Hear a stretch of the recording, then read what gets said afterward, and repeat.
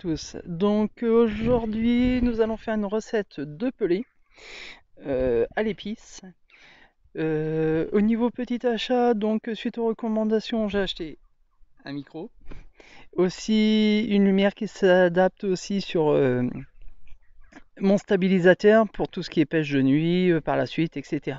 Donc là, petite recette donc sans prise de tête, très simple pour les pelés. Donc là, on va faire sur une base épicée hein, pour cette, on va dire pour cet hiver, si on sort de confinement ou pas. Donc par la suite, au niveau de cette chaîne-là, je vais essayer de sortir donc une vidéo par semaine. Je vais voir, donc ça dépend ensuite avec le temps que j'aurai à ma disposition pour le faire, mais je vais essayer. J'ai aussi fait une acquisition d'une machine à bouillettes par rapport aux recommandations de Cap Canal. Un ami qui m'a dit donc comme quoi ça marchait très très bien, donc elle a été commandée en 8 Nice si je me trompe pas, ou dans ces eaux-là. Elle est arrivée en 5 jours de temps, assez bluffé par ça. Et je vous la ferai voir tout de suite après. Et donc Eric lui en a deux, a déjà bien testé ces machines-là, il m'a dit que du bien dessus, donc on va essayer ça. Au niveau de la recette des pelés, il n'y a aucun souci, ça a été testé, j'ai jamais eu aucun souci avec, ça se dissout très très bien. Pas de problème. Niveau digestion, on sera aussi bon parce qu'en fait, au niveau de la dissolution, en fait, ça va appeler beaucoup en fait tout ce qui est gardon blanc, et ensuite, donc, bien sûr, la carte, vu qu'elle est très très curieuse, et je vais vous faire voir tout ça en images. Et au niveau, donc, par la suite, au niveau de mes vidéos, je vous ferai pas mal de vidéos sur du matériel, sur autre chose. Par contre, je pense pas faire énormément de recettes de bouillettes, car il y en a énormément sur les réseaux sociaux, sur des chaînes YouTube, etc. Donc, pour moi, je ne pense pas avoir l'utilité de vous refaire voir encore comment faire des bouillettes ou des recettes.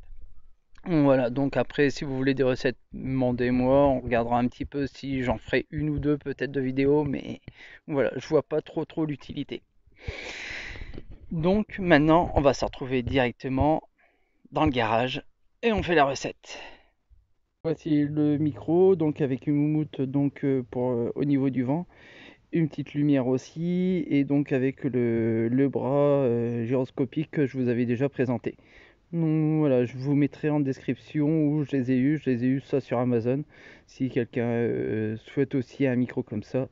Je vais voir non plus un petit achat, donc une petite machine à bouillettes, donc avec réducteur au niveau de la vitesse, le petit moteur qui va bien aussi, autrement c'est livré au départ avec une manivelle que vous tournez.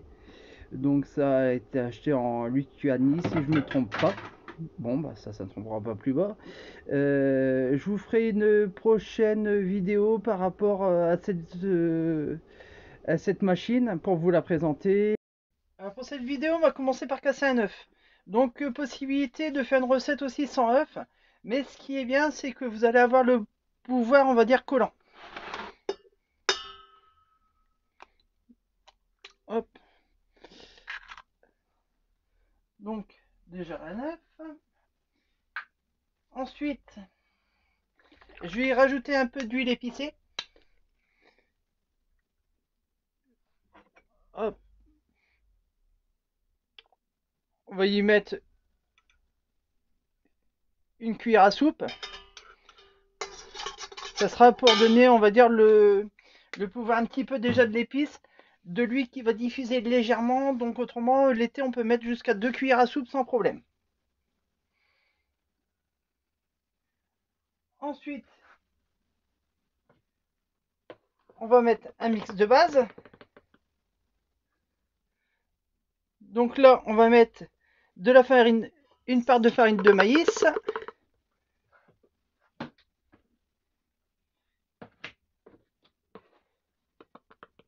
une part de semoule,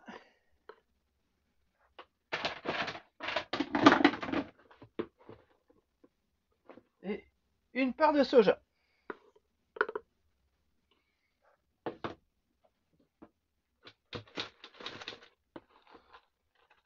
On va y mettre une demi-part de beer food insecte. Après, vous pouvez mettre soit du beer food, on va dire graines à oiseaux, du beer food fruits. Là, je vais mettre de l'insecte vu qu'on est sur l'hiver. Ça va mieux diffuser au niveau du fond de l'eau. Je vais rajouter aussi une demi-part de chène viguier.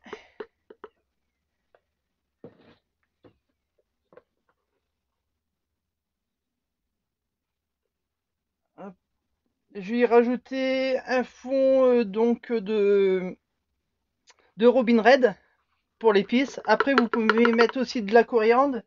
La coriandre sera mieux en hiver pour, on va dire, pour que ça soit plus digeste au niveau des poissons. Le coriandre fenouil, en fait, aide le transit au niveau des poissons. Après, le hazelnut ou bien le Robin Red, en fait, va favoriser, on va dire, l'attraction poisson. Et vous allez mettre une demi-part de lait en poudre. Le lait en poudre va faire en fait monter les attractants directement au niveau de l'eau. En fait, c'est comme si vous mettez par exemple du rhum. Le rhum va faire monter en fait en surface. Là, c'est le même pouvoir avec la farine de lait. Donc voilà, si vous n'avez pas de farine de lait, vous mettez 10 millilitres de rhum et ça va faire le même usage. Par contre, faire cuire, on va dire après un petit peu légèrement pour au niveau du rhum. Donc là, on va commencer à mélanger tout ça.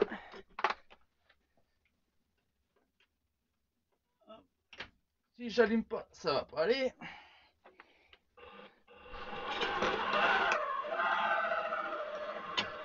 Donc dedans, en liquide, j'ai mon huile, j'ai mon œuf.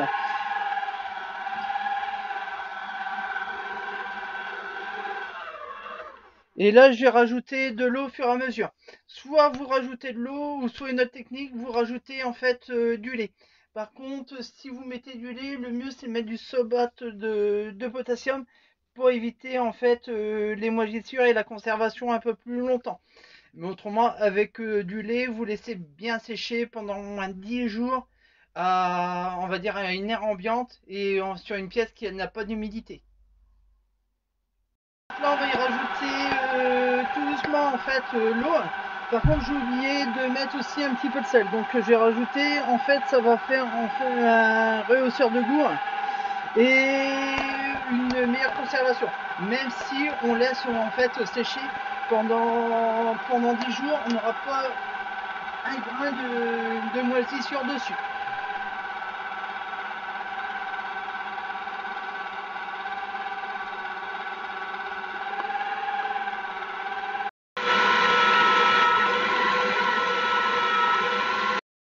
Alors qu'une fois votre pâte est faite, donc vous le sortez, je vais vous faire voir un petit peu ce que ça donne. Voilà, donc là je vais le faire directement avec, faire sortir avec un hachoir à viande, parce que je viens de griller à l'instant mon compresseur. On est sur la même texture qu'une pâte à bouillette.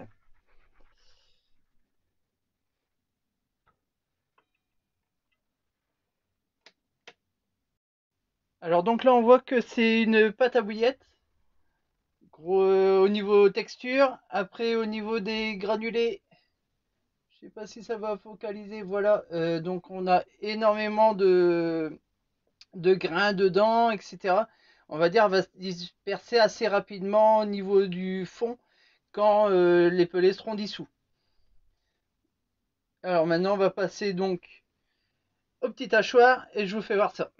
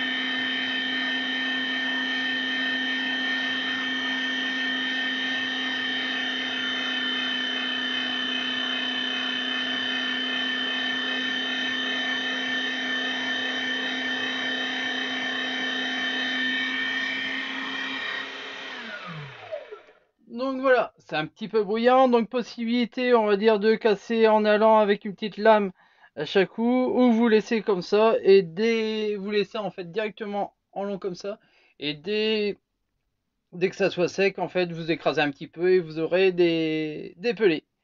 Donc là, je vais tirer tout ça au niveau des pelés, et après je vais vous dire au niveau conservation comment les réaliser.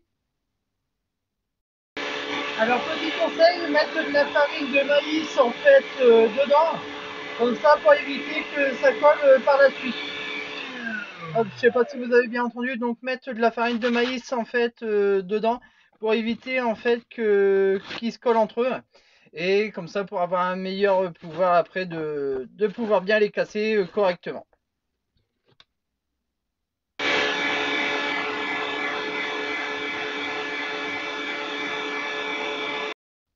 Alors donc voilà, vous rajoutez un petit peu de farine de maïs quand tout est fait et en fait vous les remuez bien comme ça, ils vont se casser tout seuls directement.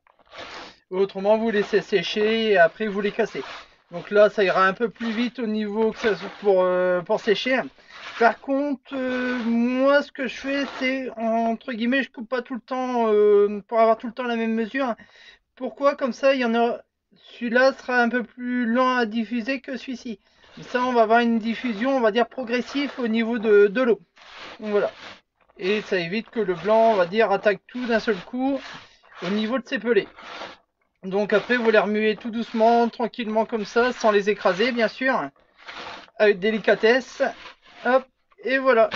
Là, vous avez un peu plus d'1,5 kg de pelés au Robin Red, épicé, qui va attirer énormément de poissons. Et donc là, on est sur un beer food, en fait, insecte. Donc le beer food insecte, entre guillemets, ce qui va travailler en fait dès que la dissolution va arriver, il va travailler sur en fait toute une colonne montante d'eau. Parce que donc dans le beer d'insectes, on a de la crevette, du krill. Donc au niveau de la crevette, la coquille de crevette va remonter, le reste de crevette va descendre. Voilà, le krill remonte aussi sur une partie d'eau qui est bien connue pour un pouvoir, on va dire, très très flottant. Si vous voulez faire des pop-up, vous mettez 50% de farine de krill et vous êtes sûr que ça flotte. Donc voilà. Donc il reste plus qu'à faire sécher ça pendant une bonne semaine. Donc le mieux c'est de prendre des cagettes à champignons ou autres pour les faire sécher. Mode de conservation, soit congélateur ensuite, et si vous voulez les utiliser, les ressortir on va dire une semaine avant pour les refaire sécher tranquillement, parce qu'ils vont prendre un peu d'humidité quand même dans le congélateur.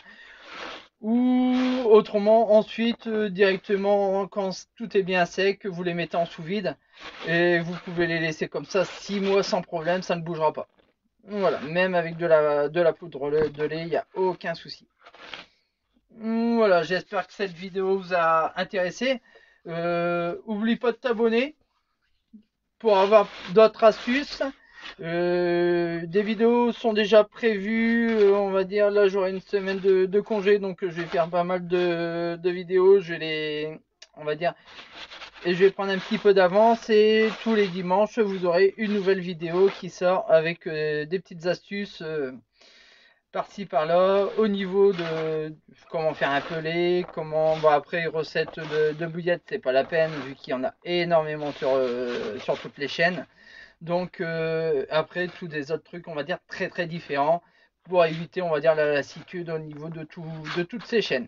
Voilà, à très bientôt et n'oublie pas de te protéger, gel hydro, le masque pour éviter tout problème au niveau du Covid. À très bientôt, salut, au revoir.